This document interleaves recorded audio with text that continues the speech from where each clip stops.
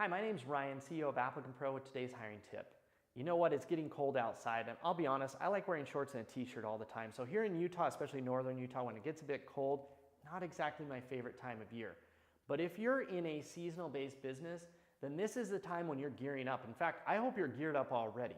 But if you're not, let me give you some ideas on what you can do to either prepare now or prepare next year for your hiring season to come back into gear. Number one is preparation. Did you go through the steps ahead of time? Preparation meaning figuring out what it is that you want to run ads for, what your ads say, talking to job seekers and prospective candidates to figure out what it is they're looking for, identifying where those people are at, all those type of things of preparation. But there's some things you can launch ahead of time instead of just waiting until the day to post the job. I find a lot of companies and organizations that have seasonal hiring, they don't want to run their job ads too early. Indeed clearly doesn't like that. Most of your job boards don't want job ads, and you also don't want candidates that are sitting around forever waiting for this job to be hired for, or waiting for an interview or those types of things. But there's some things you can do ahead of time to kind of pre-launch, is what we'll call it. So number one would be make sure your career site is actually live and up to date, even in the off season.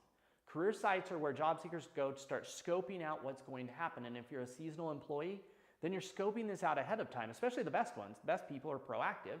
So they're proactively, in late summer thinking about where am I going to work this winter? And so having a good career site that's up to date, has content, employee testimonials, all that type of stuff, it's super important. Now, let's stick with the career site. Create job pages. A job page would be just a content page that talks about the job. It's not a job listing, because a job listing is an actual offer of employment, like we have this job and we're looking for applicants. A job page is much more informational and educational. Say, these are the types of jobs we hire for. This is what it's like to do the job. Those can be posted much earlier than a job listing. You can get those live out there so job seekers can consume the information, and hopefully those job pages, similar to a job ad, are exciting and engaging. You want them to convince people to want this job. Now, if you have job pages, the next step is what I call job alerts.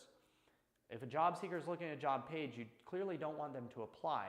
But what you should ask them to do is give you their name and email address and the job and potentially the location that they're interested in working. This gives you the ability to go back and email them when you actually do post your jobs and you're ready to accept applications. Missing that means that we have a whole bunch of people who came to our website in the off season that might forget to come back when we post the job. So job alerts. To go right along with that, previous employees.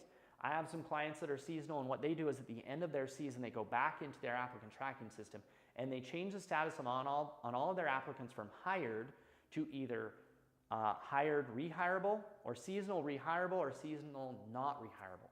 So they go back through at the end of the season, they flag all these people. At that point, they now have this group of previous employees that they can email that say, let's go email everybody who's rehirable that had a certain job, let them know that we just posted this job again so they can apply this year. If not, maybe ask them to refer a friend to it, right? Previous applicants, same exact idea. Look at last year's applicants. If you have people that have seasonal jobs, it's a good chance they're looking for a seasonal job again this year. Go back to your previous applicants. Hopefully you status them with a status that's basically like met requirements, but we didn't select them, or maybe it's finalists not selected or something like that. So you can go back and grab your best candidates that you passed up.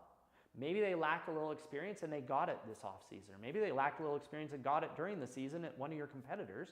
Go back and email all of those people and say, hey, previous applicants, we have these job ads that are now available. You applied last year, we'd love you to apply again. And then the final one is referrals. And referrals are extremely, extremely important. In most businesses, we work on non-seasonal businesses on employee referrals. But in seasonal, you have employees plus, right? Because a lot of the people, you may not actually have employees. I know I worked for a country club back in the day, and during off season, we had like 30 employees, and during the heavy season, we had up to 140. Clearly, in the peak recruiting time, we only had 30 or 40 employees. Those people could refer people, but they probably didn't know the right people that we wanted. But our previous employees could refer people. So as you're engaging previous employees and previous applicants, make sure you put it out there and say, hey, if this isn't a good job for you, do you know somebody who would like it? There is a previous employee from a seasonal company is just as great at referring people to your job as a current employee. They understand you, they understand the job, they understand what it's like, they understand how the shifts work, how everything, your culture, your values, All those type of things, previous employees, especially if you still have a good relationship with them, are just as good as current employees. But that last one, drive referrals. Referrals may not give you as many quantity applicants, but will drive much more qualified applicants. And at the end of the day, do you really want a big, giant pot of applicants that are unqualified? Or do you want a nice small pot of all hyper-qualified people that you want to hire all of them? At the end of the day, that's what you should be focused on anyway. And so your net kind of metric on recruiting from seasonality should still be quality of hire by source, not quantity of applicants. Anyway, so that's my tips on seasonal hiring. It's getting cold. You better be geared up right now. If you're not, I feel bad for you. Reach out to me. I'll give you some help. But again, if we go back through what we need to do, be prepared. Create content ahead of time. Capture job alerts. More specifically though, figure out who you can engage that you already know or that already knows somebody that you already know through referrals, through previous employees and previous applicants. I hope this season is great for your company and your organization. I know here in Utah, we're praying for snow to come early and often. So otherwise, I hope this finds you well, hopefully bundled up, and good luck hiring.